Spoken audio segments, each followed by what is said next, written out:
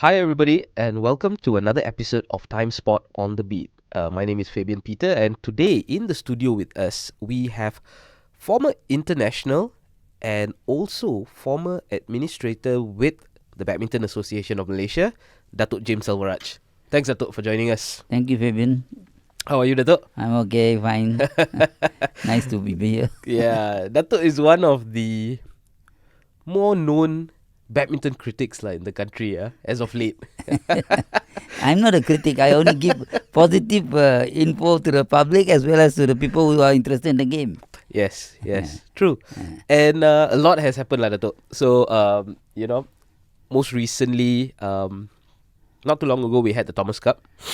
And I think we have been, getting your comments. We've also been getting other former internationals to comment on the Thomas Cup.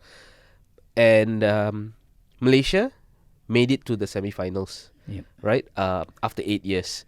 So let's just touch a little bit about the Thomas Cup, Datuk. A quick review from the group stages all the way to the quarterfinals and then semi-finals. What did you think of the team?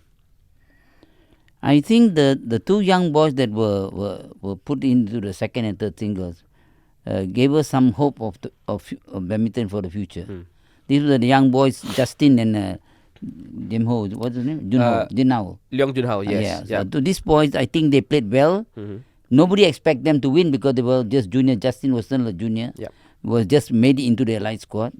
And I've been actually when I was there in the BM coaching committee, I've been harping for Justin to be put into the senior squad. Okay. So it was nice to see the boy back into the senior squad in this current Thomas Cup series.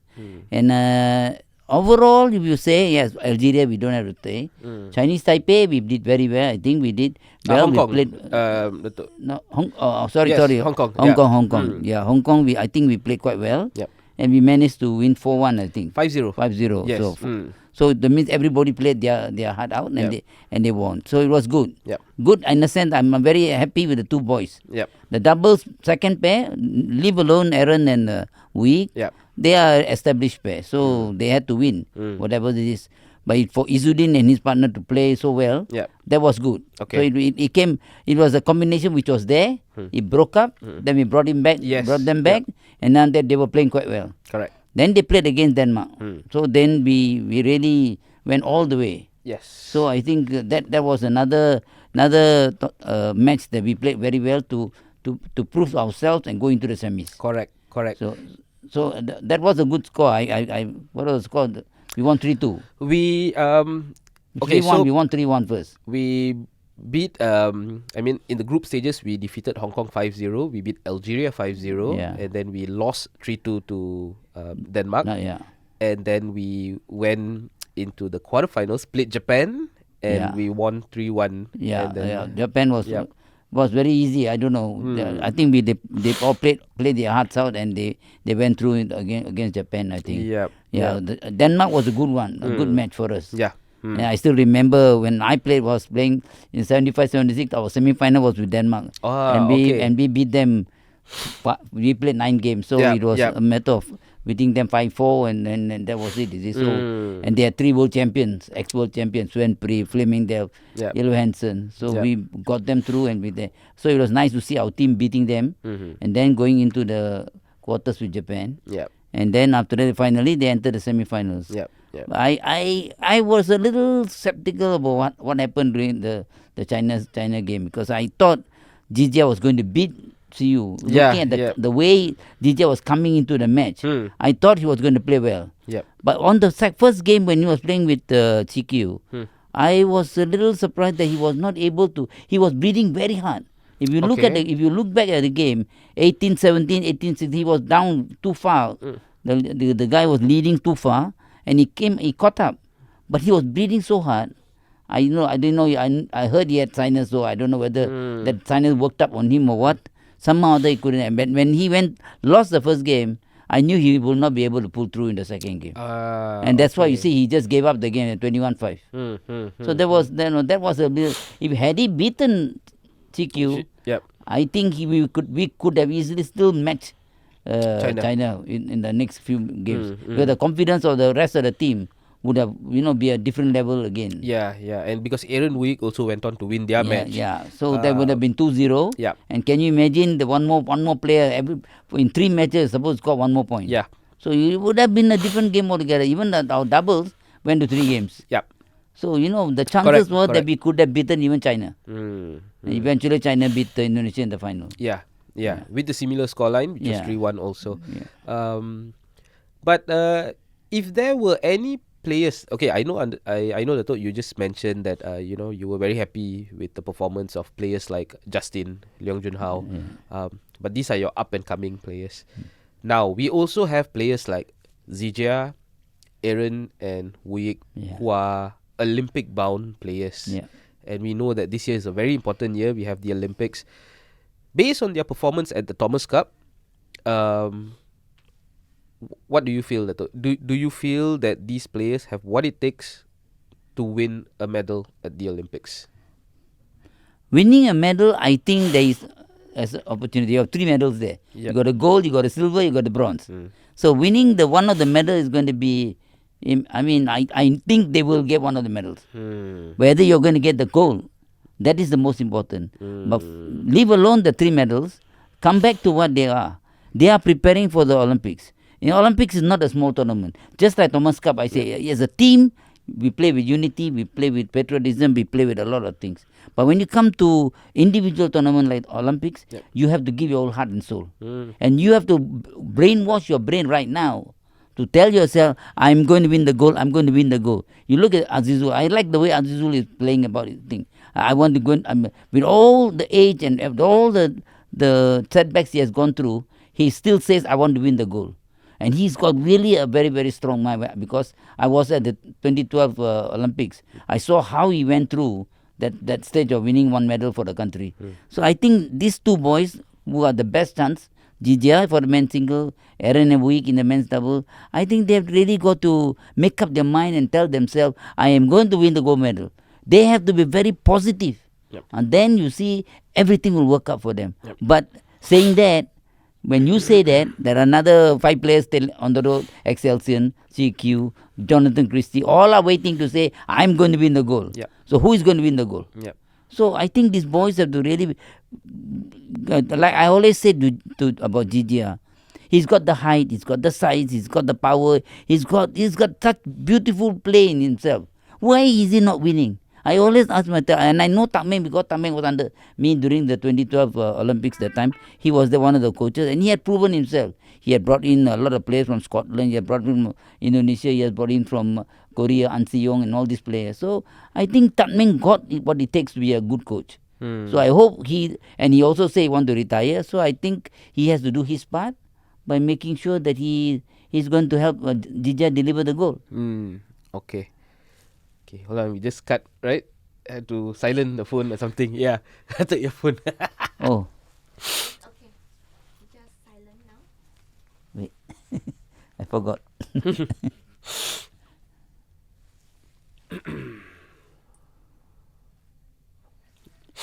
Can just move into the next, this one, is it? Yes. Yeah?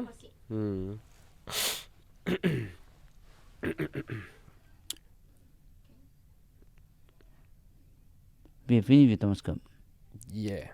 Now we move into Olympics. Now we'll move into Olympics lah. Oh, Olympics. Okay.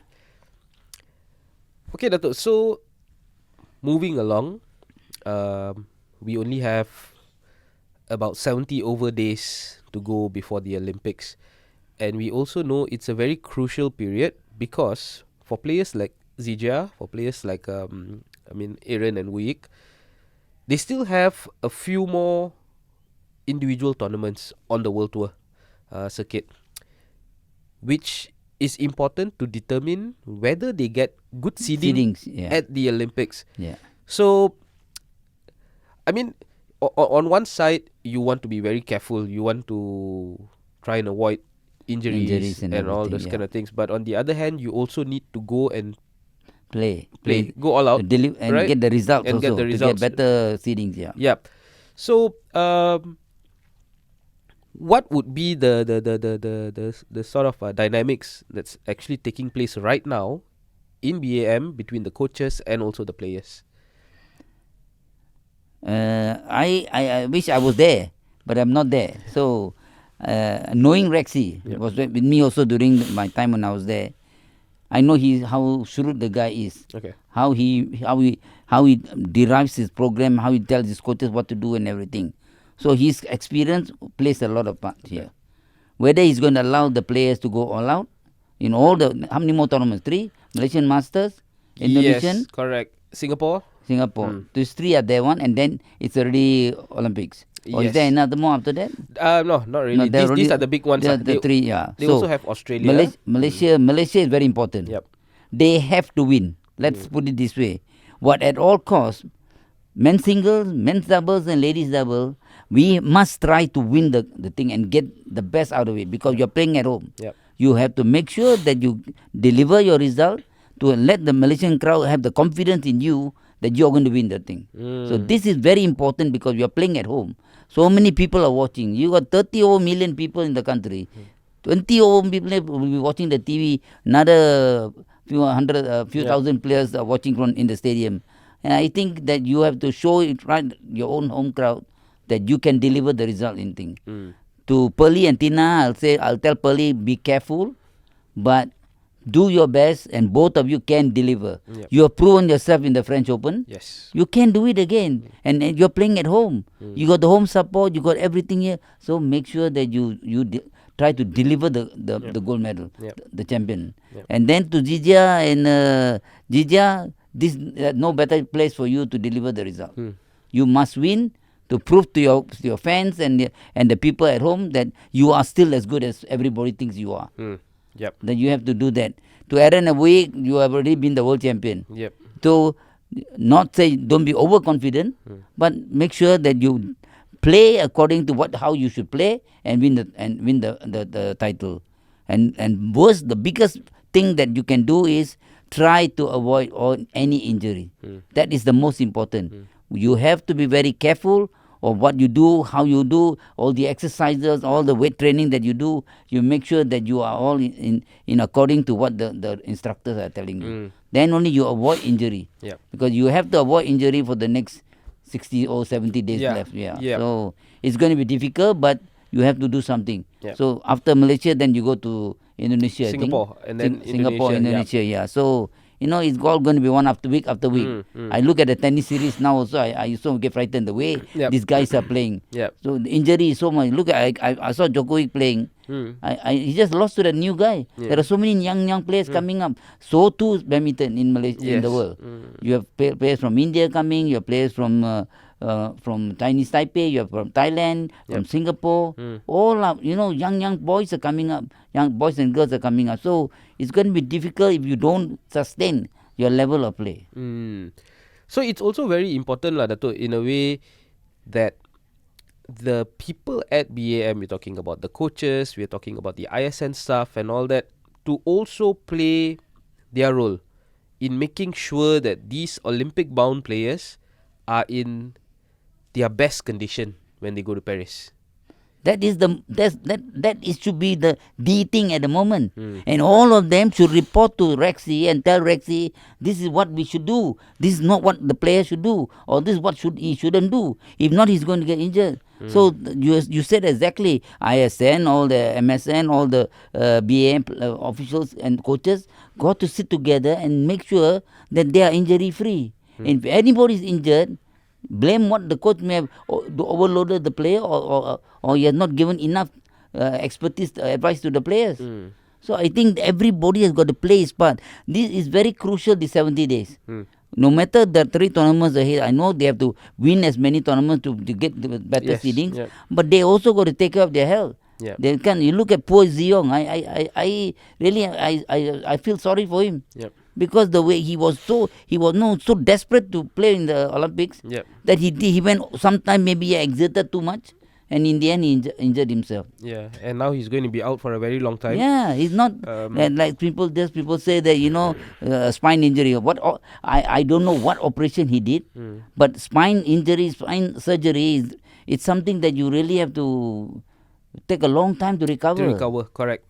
It was a spinal disc injury, Dato', and so he first suffered that injury during the Malaysia Open. He was forced to withdraw in the first round, retire in the first round. And he only went on to play one full match. Even that was against a small team during the Badminton Asia Team Championships. Just one match. And right after that, That was he couldn't.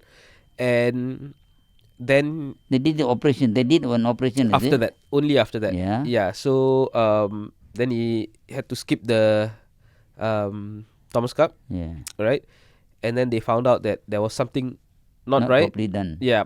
And so he went for a second surgery, and now with the second surgery, he will be out for another 2 to 3 months at least.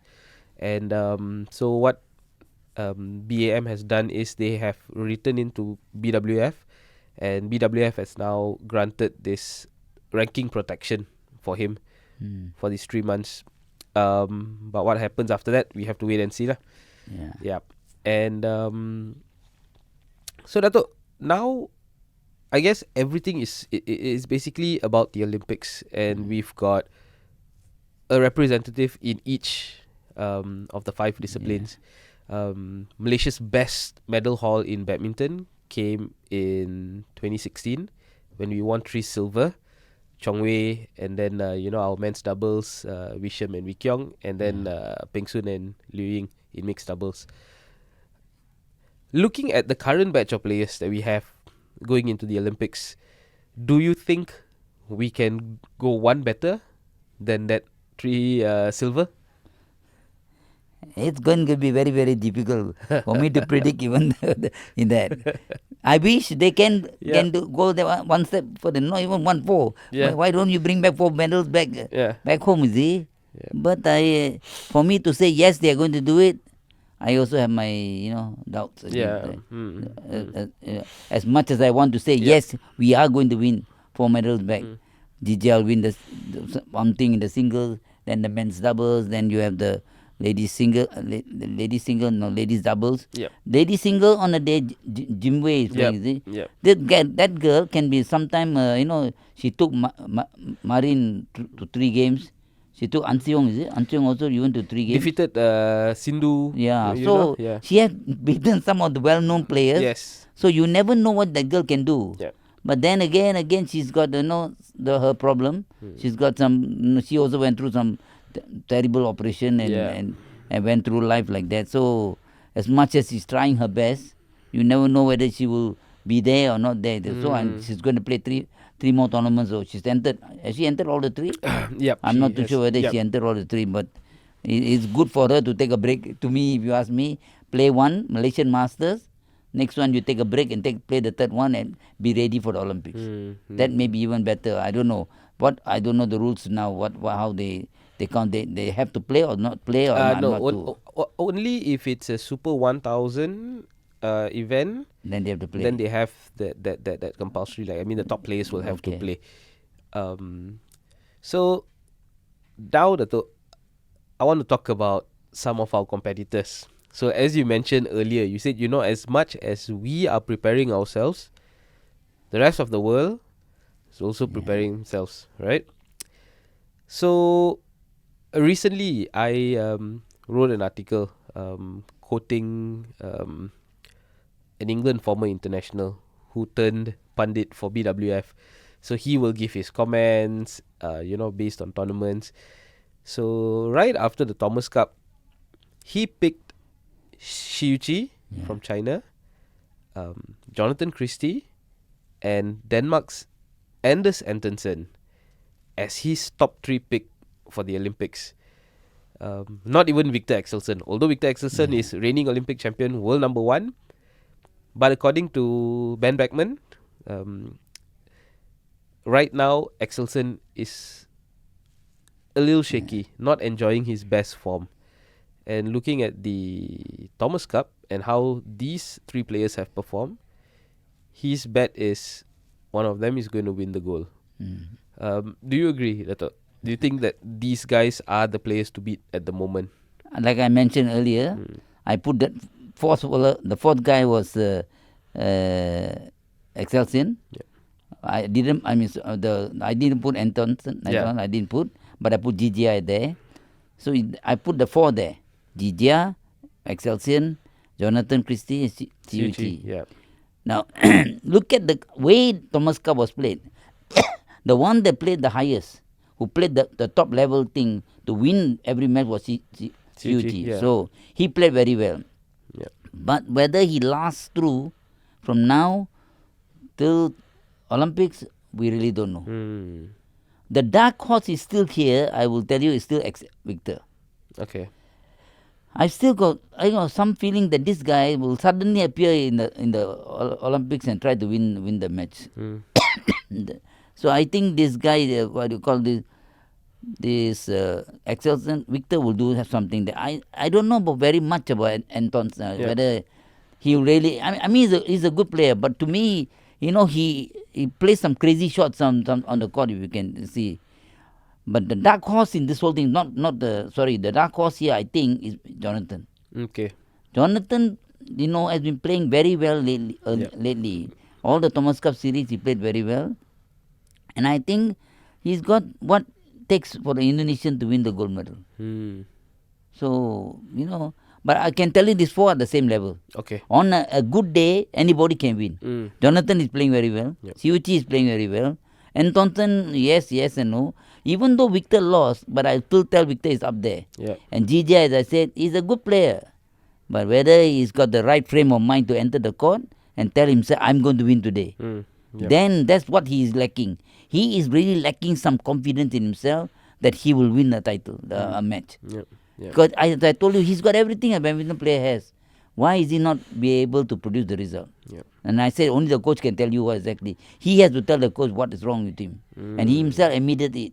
That I have to talk to my coach and see what we can do and everything. So I really don't know what Taming is trying to do. Hopefully he will give him something extra for the Olympics. Yeah.